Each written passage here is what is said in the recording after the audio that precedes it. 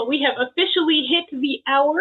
So, hello, everyone, and thank you so much for joining us for this month's podcast, all about letting learners lead and preparing for student-driven projects. Jillian is here joining me today, and we especially appreciate taking out time in December. We know it's a very busy month for everyone. So for those of you who are joining live, glad to have you. And for anyone who is unable to join live but watching this recording, thanks for checking in later. All right, let's kick this off with just a quick reminder that these podcast series are coming to you from MimioSTEM, which is part of Boxlight. So we have a variety of STEM and STEAM products that we provide to educators, and we will discuss some of the ways you can use these, but we will also discuss just general tips and tricks for student-driven projects. So we'll mention a little bit about our science labs and STEAM labs where you can do all these cool student-driven experiments, as well as ways that you can do 3D printing as a way to guide experiences and things like that. So this is all of the things that we sell, and just a heads up that we'll be referencing some of them. But I want to kick off with a question for y'all, which is, what are these? And Jillian, you probably know, but if you didn't already know, take a look at these and tell me what you think they are. Anyone who is here live, feel free to drop your thoughts in the chat. And you may be set to just host some panelists. I think I see a couple messages coming in from folks who are, but you can also change it to everyone and open up the conversation. So some of the guesses we have so far are viruses, like up close versions of like viruses. I can see that. Oh, aliens, nice. What do you think, Jillian? Any thoughts? Or what? Possibly maybe a sea urchin? Oh, especially this guy. That definitely looks like those little black things that were trying to get me while I was, snorkeling. Well, these are actually part of our seed dispersal kit. And so these are all different close-ups of seeds. And some of the ones I didn't include in the screen here look a little bit more like seeds. But this kind of a what are these question is just one of the ways you can sort of prompt that inquiry, prompt that starting conversation with your students. This is actually an idea from a teacher. She wrote a blog all about how she starts the school year off using these seeds to get her students really invested in this, inquiry-based or student-driven learning experience. I love it. Love it. One of the coolest things I saw from her blog post about this, and I'm going to drop that link in the chat, is that she would actually set a timer. So she would give each student one of these things, and she would actually print them in really weird colors, kind of like these blue ones that I was holding up here. So they looked even less like seeds. And then put a timer for how long the students spent discussing and evaluating, and no, that's not right, and yes, maybe that is, and things like that. And then talk to them about how you can really get invested, how you can go down that rabbit hole without even realizing it when you've got a good question. Yeah. Let me pull up that link. Yeah, I love that because it starts as like so open-ended and you really don't know where the students are going to go. And so it allows the kids to not feel so bogged down by getting the right answer. So they're more open to that discussion. So I love that activity. Well, and I think that is such a key part too that I've learned over the years, just from various teachers, is there is this fear of the wrong answer, that when you do these just inquiry-based things, suddenly the wrong answer is expected almost, and it pushes students past that right-wrong mentality and into the inquiry mentality. Yes, I love that. And then that also shifts, from looking at like failures as turning them into opportunities, right? Opportunities for learning, because our brain is not really growing unless it's learning from mistakes, right? So I think that that's such a great way for students to progress through different concepts. Agreed so much. So we've mentioned inquiry a few different times. So there's a few things that I want to kind of give my background information on since I'm coming from the classroom. So I'm going to go ahead and reshare those slides again too. So kind of, what is inquiry-based pedagogy? Well, inquiry-based pedagogy, it starts with a question, a problem, or a curiosity. And the whole idea behind it is that we want to turn students into, active. We want it to be active learning rather than just direct instruction. They're going to learn more by doing than they are by just being told what to do. And so a great way to do that is to start by asking them a question or by having some sort of problem that they're trying to solve, or, I wonder why, and blah, blah, blah. And so there's a lot of different ways that you can get students curious about different things, but that's, a great way to start. And then the next portion of it is to have Uh, students. Go Before ahead. you go on to the next one, we are seeing both your presenter window and your regular PowerPoint window. Okay, well, let's They shift got that. stacked on top of each other. Okay. Oh,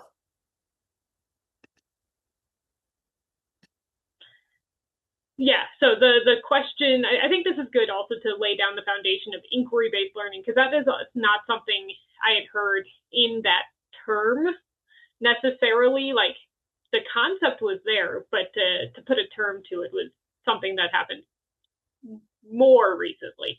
I don't know exactly when, but I don't feel like I was necessarily aware of the name of it 10 years ago or something. agreed.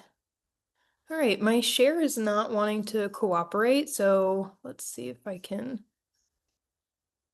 All right, well, I can always do the sharing for us if that is easier. Okay. Here we go. I think you were just getting onto this. Perfect. All right. So the next part, yeah, we're talking about the claim. So that's more of the educated guess, the hypothesis, the reason why, the answer to the question, right? The answer to the problem, or what they think might be the answer to their curiosity.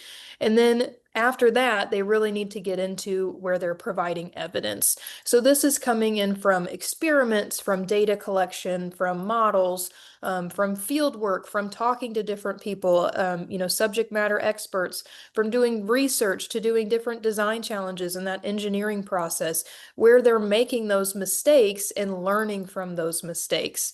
So students might work through their claim by testing it through a controlled experiment. And once they make their conjecture based on their evidence, they need to support it through a scientific concept or through some sort of evidence-based concept. And so that's really where the learning is solidified in the inquiry-based process. I also want to just chime in here, as this is, you know, all very a scientific standpoint, but the concept of inquiry-based learning is not by any means limited to the field of science. Like, even just taking a step back to these, weird looking seeds, if you were doing this kind of thing in an English class, for instance, you could have students try and figure out what this is and write a story featuring this thing. And maybe it's completely wrong. Maybe it has nothing to do, but it's still a weird writing prompt. It still gets them invested. So we're going to be talking a bit, obviously, about like the scientific side of inquiry, because that is a very easy way to bring in inquiry-based learning. But I also wanted to just take this moment to like pull in some of the other subject areas. Some of the other examples I have planned later are for social studies as well. Like, there's loads of inquiry type things you can do in that area. So whatever your subject area that you teach, this can apply to you. Absolutely. I actually loved using inquiry in my math class. So one of the things I taught fourth grade math, and one of the things that students struggled with a lot was understanding the standard algorithm for long division. They can, if we can follow instructions, students can arrive at the right answer, but do they really understand the concepts of long division? Do they understand that they're taking away equal groups? And so one project that I did with my students is I gave them a giant chart paper and I gave them a 4-digit number, and I just asked them to break it down into as small of groups as they can. And that's the only instruction that I gave. I didn't say the word division, nothing like that, just said breaking down into small groups. And so what they did is they began drawing circles and they began adding equal numbers to each of the circles. And they were able to break it down into the smallest number of groups. So they arrived, at the correct answer, but then they were able to understand the procedural part of long division. They were able to understand that taking away equal groups was the essential function of long division. So then when we did do the standard algorithm, it made sense as to each different step in the process of doing it. So like you said, inquiry can be used in a variety of different content areas. It does not just have to be science. Well, and what I love about that specific example with long division is by the time you're getting into long division, the concept of division has been established for a couple of years at this point. But by what you were saying is like they can memorize the steps. But what I love there is you're actually taking it back to the like default, this is before we ever introduced the term of division kind of steps you take in super early elementary of breaking apart and putting together. So you're like bringing it back to basics, but in a hands-on way. I love that it's on chart paper, like, it's visual as well, which as a visual learner myself, like that's would be very useful to not just memorize the steps. Yeah. Yeah, definitely. And it gave me as a teacher an extra layer of assessment too, because I could really see what particular strategies my students were using to break down those numbers. So then it gave me some ideas on how to support them in small group instruction. Oh, yeah, that makes sense. All right, shall I put the slides back up for you? Yeah, that would be great. It just says that I have an error with sharing, so that's fun. Ah, excellent. Okay, and then the last part is your proof of concept. So that's kind of the big why behind it. And my the next slide that we're going to show you I'll put it all together for you. So go ahead to the next slide for me, please. All right, so this is actually an experiment that I did when I was in college, and it was to learn about like the inquiry process. So the question is, what's going to happen to this balloon? And the hypothesis is, okay, well, the balloon may inflate, but just to give you a little bit more context, there's an Alka-Seltzer tablet that's inside that deflated balloon, and there's a little bit of water inside that beaker. And so the question is, what's going to happen to the balloon once that Alka-Seltzer is dropped into the water? And our hypothesis is that, the balloon's going to inflate.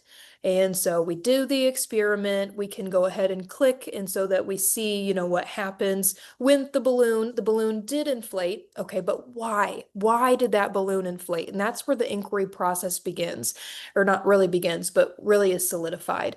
And so what students need to do is they need to find the scientific concept and that shows why this balloon inflated. They need to figure out what chemical reaction happened in order for this balloon to inflate. So with a little bit of research, a little bit of prompting, students can come up with the idea of effervescence. And since these are effervescent tablets, we didn't call them that. We called them Alka-Seltzer tablets because we want that learning to be a little bit more authentic. And so then students can really understand why that happens. And so the inquiry part of it is more of the student's curiosity driving it rather than the teacher just telling them, hey, these are effervescent tablets and they're going to release carbon dioxide. The students discovered it rather than just being told. Well, and one of the things you were mentioning to me as we were planning this is how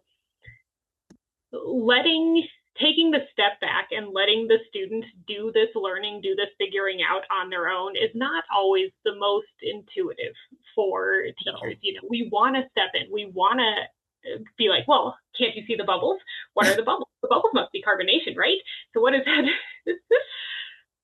Yeah, And it's hard. It is hard because we're almost trained to do that, to constantly question the students and to pull those things out of them. But it's hard for teachers to just be quiet for a little bit. But it's really essential for your students to discover these things. yeah, I think what you were talking about with being able to use it as a formative assessment on the long division thing is very true with any of these sort of inquiry based learning is taking the step back, being quiet, and just listening Mhm. to what your students are thinking. Some of the ideas may be silly, some of the ideas may be completely wrong, or they might be really interesting where they're applying the wrong concept or the wrong science, but you can see something. And I think, the failure part of it, the incorrect answers are just as valuable to the learning process as the correct ones. Absolutely. Absolutely. You mentioned earlier about, different science experiments and things like that. So, do you have anything relevant from my STEM kids that would be, fit right into inquiry pedagogy?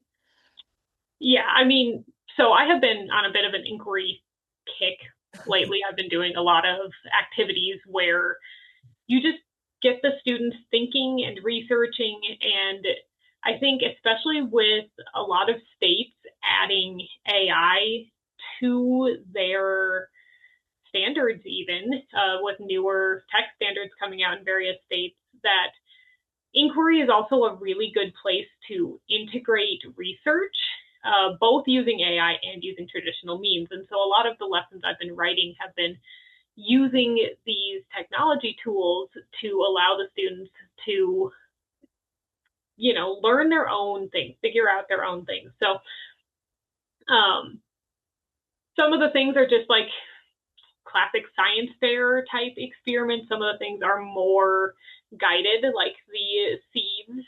And so I think inquiry can take a couple different areas. Um, some of the science fair esque type activities, I think, we're going into science fair next semester. A lot of schools are going to be trying to come up with cool projects and cool ideas. And science fair is all about inquiry.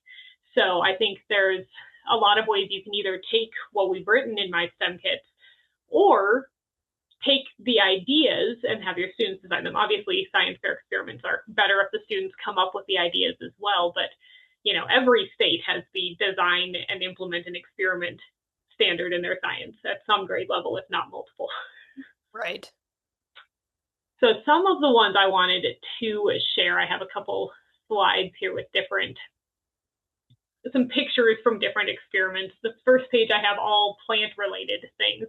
So these different experiments here all use our LabDisc or Exploris sensors. So the top one I have here is all about soil pH. And this honestly just came out of self-inquiry in a way. Like, I like to grow things. I have a nice garden in my backyard that's mostly wildflowers. And when I was doing some landscaping in the front yard and digging up the dirt there, I'm like, man, this soil sucks compared to the backyard. So I'm like, okay, what is going on with my soil? Like, I can tell there's a difference, but let's write a lesson on it. So I did all this research, figured out how I could take pH samples of soil using a regular pH probe, and then figured it out and wrote a lesson on it. And so this is our pH soil lesson that just came out of me wanting to know more about the soil in my backyard. And I also included some like basic fertilizer type things. Certain brands will actually advertise what the pH of their fertilizer is or their potting soil is. So I was able to use those as a control to make sure that my scientific experiment was accurate and was working well, because I wanted to make sure that, I'm not teaching a process that is incorrect. So having that control, having that known output is an important part too. And you really get into like, why you can trust your results, what makes a good experiment, what makes good data. Is this something I could take statistical data on or not? You can do this on the math side too with like all the data you're collecting. Is it worth graphing? Is it not? How would you graph it? How would you display it? So I that's love just that. one. Very real world, very engaging. And I mean, I haven't gotten as far as like soil amendments, but that would be a whole nother way you could take this. Like, how do you amend the soil and watch it change over time as you add amendments, and what does that do to the pH? So, like, I could definitely see that working in especially high school level things because you're getting into some of the chemistry and not just soil types. So, like, this is written for upper elementary or middle school, if I believe. I think it was fifth through eighth grade. That's so interesting. I'm sure my mother-in-law would appreciate that one because she uses pine needles to fertilize her berry patches because they like very acidic soil. Interesting. Yeah, a lot of plants do not like pine needles. Right? So yeah, speaking of what plants like different pHs, the one in the top right here is a hydroponics experiment that I designed last summer, I think it was, and it was growing basil in a bunch of different pH of hydroponics. And then basil is supposed to like between, I think it was like 5.5 and 6.5 pH. So it was getting into math and doing lots with decimals and adjusting the pH up and down with pH adjustment liquids. But what I found really interesting is for some reason, the science did not turn out the way I thought. Interesting. And How so? I started with, I think I went from every half a pH. So I think I went from like 4.5, 5, 5.5, 6, 6.5, 7, 7.5, or 6, yeah, for my first 6 ones. And all of the basil just sprouted up like nothing was wrong. And I'm like, okay, maybe I need to go farther outside the expected or preferred pH for the basil. So I switched it to going from 3.3 all the way to 8.8. So partway through the experiment, I changed my paradigm because I wanted things to fail. Right. They did not. I think the only basil plant that didn't do well was actually 5.5, and that was Whoa. supposed to be in the intended pH range. So the lesson plan was really interesting to write at that point because I had to, put in a note of, well, when I did it, they all were happy, but they tasted different. Really? Okay. Interesting. Oh, yes. There was a very different flavor for the acidic water basil to the basic water basil. And so that was a completely unexpected outcome of my experiment, which I think is part of what inquiry-based learning should be about. Like, maybe you don't get the results you expect, even when you've done the research and you know what should work and what shouldn't. It doesn't all, real world is not that simple. Yep, absolutely. So yeah, like at this point, the basil all just was very happy. It tasted different, but like it all grew very well. And so when I ended up turning that into a lesson plan after having grown this for a couple weeks, I also had students compare with soil. So it was soil versus hydroponics and seeing if that made a difference as well. But they're still getting all the math practice. They're still getting the process of doing the scientific inquiry, the precise measurements, going through the process. And for me, because this was something I came up with, I was really interested in it and I really wanted to see how it would work and what it would do. So, I think now at this point, I just grow hydroponic herbs in my kitchen window. I've got basil going great. We just made some pesto last night. It was wonderful, you know. So that was, something that it came out of, we should do a hydroponics lesson too. That hydroponics lesson really didn't work out the way I thought it would. And then you could go down the rabbit hole of why. I've had so many friends tell me they can't get basil to grow at all. And That's yet, me. That's me. hydroponics, apparently it's the answer. I will try that. And it makes me curious to know what the soil pHs of the basil plants that are already growing that you can buy at the store, because it seems to me that those are always the ones that I kill the fastest. So when I'm Oh, growing it from seed, that seems to last a little bit longer, but I can't get it to live longer than like 3 months. So I'm going to try your system. yes, do it. And yeah, I mean, this last one I won't get too deep into, but just looking at different colors of greenhouses. This one's called red, yellow, or greenhouses. So the students use cellophane and they look at the light and UV coming in because the sensors on the Exploris can do light and on the LabDisc can do either light or UV depending on which model you have here. And then we're measuring just little bean plants as they grow up and So this is actually written at like a early elementary level because it's a lot about measuring and life cycle of seeds. I love that. And now you had mentioned a couple other ones that you liked in my STEM kit. So why don't you share about some of the ones on this slide?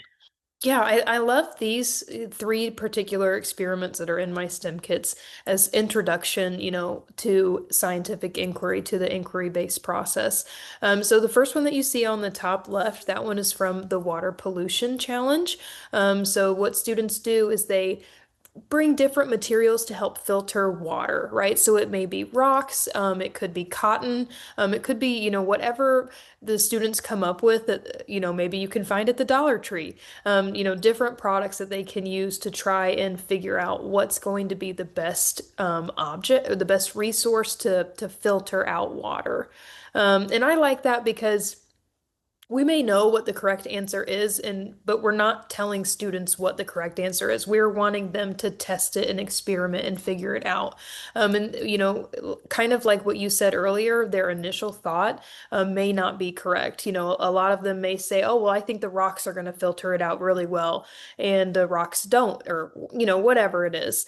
And then the same thing with the rockets that you see below. So the rocket body is really what the students are creating. And we give them different materials, and they have to figure out which material is going to be best to produce the best results for their rocket launch. So we may give them aluminum foil, we may give them cardstock, maybe fabric, and they have to figure out which material is going to support their rocket the best, going to have the best flight, the best height, that sort of thing. So again, we may know the correct answer, but we are allowing students to discover that. And then the same thing true like with the boats over here. We may know which boat is going to float in the water the best just by looking at it, in our own knowledge, our own background knowledge, but really we're wanting students to figure that out. We're guiding them, we're giving them the tools, we're asking the right questions so that they can discover that new information. Well, and so I've actually had the pleasure of getting to be in some classrooms while these lessons were being done. And one of the things I loved on this day here, this is at Denver Public Schools, they were doing this activity.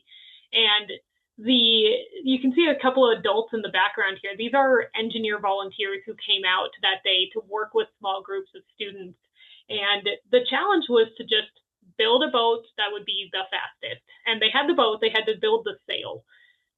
And watching the students do real-time iterative design as they figured out all of the ways their boats were failing was so cool because like so many of the students did the full length of the straw and then a little sail on the top, and as soon as it got in the water, like it would just tip over. And so the engineers could guide them like, so why do you think it tipped over? What can we change? But it's not ever trying to give the answer. So watching them be like, oh, maybe if we make the sail bigger, and then they'd make it too big and it would again tip a little bit, get wet, and then all these things. And I'm sure you've seen the same with the rockets and things like that as well.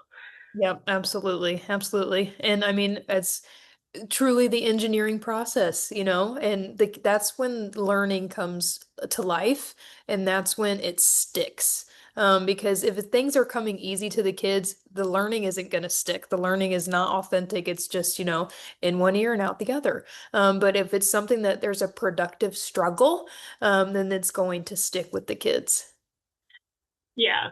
I mean that's why we do design challenges. That's why we do the 3D modeling, because guess what? It's a little tough. Mhm. And that's important for the students to work through and to figure out and to overcome the tech challenges, as well as especially if you have time to do iterative design, you can do a paper prototype and then cardboard or clay and then the 3D print, or multiple iterations of the 3D print. It's just obviously if you only have one printer, you can only do so many 3D print iterations in a school year.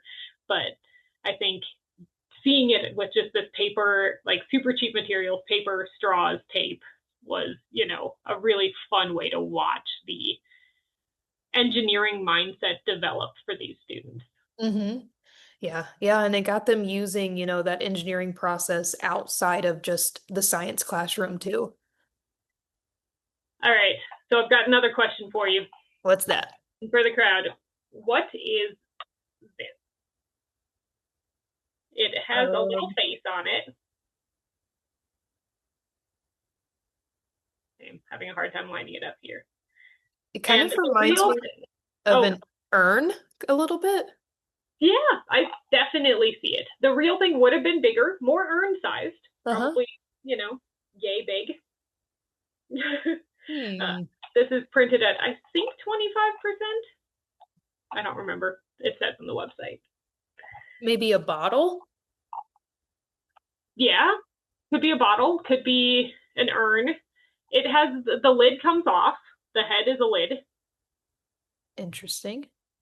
Now, some versions of this would have had carvings on the side, and when it was 3D printed, this was just painted, so the decoration didn't come out. But this is actually one of the other lessons I've written recently, and this is what's called a canopic jar. It is from ancient Egypt, and you could introduce this in part of a unit on ancient Egypt. In person, it's easier to see that there was actually the little, pharaoh goatee thing Mhm. on the face here, which is not showing up well on my webcam here. But it is where they would store embalmed organs from people who were mummified during certain periods of ancient Egypt, specifically during the late period. I forget what exactly it was, which time frame it was. But what we do in this lesson is have the students start by, we print out one of these per table, and it's pretty small. You just get one for a small group of students, and then they all get to talk about it and figure it, like try and discuss, what do you think this is? What was it used for? At this point, they probably, if you're fitting this into a unit on ancient Egypt, they know about mummies. They know about the fact that they would do sculptures, and things like that, but they may not know what a canopic jar is. So then we show them to the museum article that has the full thing, and you can see the art on it. And one of the ways we use AI in this lesson is the museum article is written at a complicated language level. It is, upper high school to adult level language, and this is written. The lesson is written for sixth grade, I believe. So, they may not know deceased as the dead person, or I'm trying to remember. Canopic obviously is one of the other words in it, but then the students can use like AI to take that article and have it can you rewrite this at a sixth grade level? So they just copy the article straight out, or they use a dictionary to look up some terms. I think we have them do both. We actually have them look up the individual words so they can get some practice doing old school tech lookup before just going straight to AI. And then they're responsible for filling out their handout, their worksheet, all about canopic jars just by using the internet. And they're allowed to use AI, but it can only be one of their resources because they need to make sure that it's coming from reliable sources. So we get into a whole thing about like, what is a good source, what isn't, and we give them some fake websites where it's like, okay, do you trust cairotours.eg.blog? Maybe not. Do you trust the Museum of Ancient Egyptian History? Probably. And I tried to make up all these fake websites so they aren't like, at least at the time they were written, they were not real websites because I think it's important with inquiry-based learning too to teach the students how to research and how to look things up, especially with so much AI these days, just believing that it's always right. Yeah. And honestly, I thought about so many different standards that could connect to. I mean, you thought that was a social studies lesson, but I heard computer science standards. I heard math standards. We could talk about art in there. There's definitely some language arts that's going on. I mean, there's just so much to that. There's so much depth to it. Mm-hmm. Yeah, I think inquiry based learning inherently is probably going to be hitting multiple subject areas. You're hitting, if you're doing this in a science class, you're probably hitting some math or maybe some language arts. Especially if your students have to present what they learned at the end, even just the discussion part is speaking and listening standards that Yep. hit language Absolutely. arts standards. So don't sell yourself short if you're doing lessons like this. You are probably hitting more standards than just your subject area. Mm-hmm. And then the cool thing with this canopic jar lesson is after they've done all this research, they actually get to 3D model their own either jar base, like this guy. This is 3D printed. This is made out of clay, just made out of clay and painted. Mm-hmm. Or if they've done a lot more 3D design, because this is actually very easy to do with our RoboPrint software, they get to model the top of the jar instead. So this is like a little monkey they would have designed. And they learn all about the fact that different canopic jars had different Egyptian deities on the top. So, you know, the baboon god is one of the options and the jackal is one of the other ones. And they each had their own organ inside. And so, they get to design and 3D model either, old school with clay or new school with 3D printing. Mm-hmm. You're addressing multiple intelligences there. Exactly. And they're all good. Like this is the kind of lesson that I would have been so into because, you get the question, you get I don't know what that is. And now you've made me interested. Shame on you. Now I have to, and not every student is going to love every activity. That's always true. But I've found, when there's some amount of guidance of you get to choose, there's more ownership from the students. Oh, absolutely. Absolutely. And it wouldn't have to be like with this social studies lesson, you know, all ancient Egypt. You could throw, a whole bunch of different countries' artifacts out and let students each pick one and then research it. Try and figure out what this is, what culture this came from. Maybe you give them a museum link to get them started, because all of our artifacts kits in Knife Time kits came from museum pieces, or at least gave you a link to something similar, if not the exact piece. So, like, letting them choose what is interesting. Like this guy, it's a maraca. Oh, neat. I don't know if you can hear it, but it actually jingles. There's balls inside the legs. Oh, that's cool. We can't hear it, but we'd believe you. Yeah, it's like I don't know where the microphone is on my laptop, or I'd put it right next to it. Well, I know you had some other practical tips to share before we run out of time, so let me pull these up here for you. Yeah. Okay, thank you. So, all right, I know that as a teacher, it may not feel supernatural at first when you are doing an inquiry guided lesson or inquiry based experiment. So, my first, piece of advice is to slow down your instruction.